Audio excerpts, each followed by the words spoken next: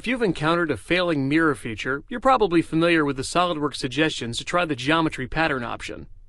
So what does geometry pattern do, and why does SOLIDWORKS always think it's going to solve your problem? Let's take a look at an example. When a mirror feature fails, it's often due to the geometry conditions on the destination side of the mirror. For example, here I have an extruded cut with an offset from surface end condition. As you can see, the offset distance is quite large. If I attempt to mirror the cut about the right plane, I'll get an error. The reason is that the mirror feature is not simply replicating the geometry of the cut, it's replicating its parametric definition. It's attempting to recreate the offset from surface end condition on the other side of the mirror plane, where there isn't enough solid material to accommodate the offset.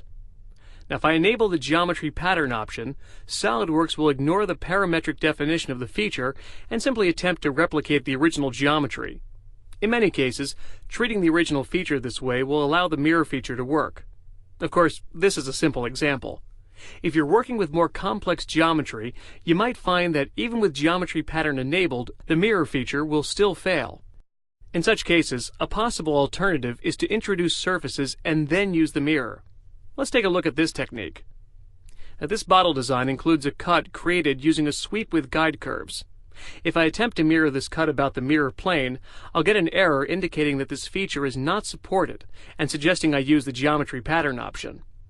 When I enable geometry pattern, I get an error suggesting I clear the geometry pattern option. So clearly, I'll have to find another alternative.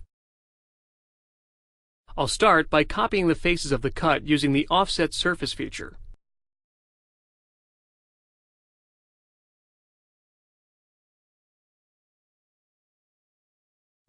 Using an offset distance of 0 creates the surface I need.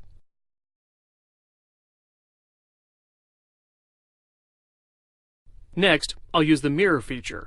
Since I just created the surface, you can see it's already selected in the body's selection box.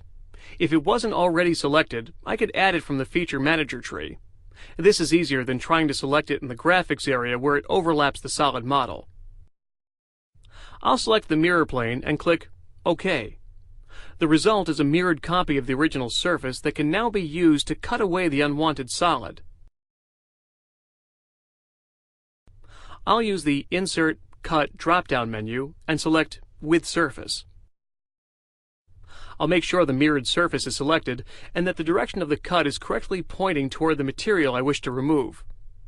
I'll click OK, and now I have the geometry I was looking for. Keep in mind that although there are extra steps involved when using this technique, recreating features such as swept cuts with complex guide curves from scratch can be much more complicated.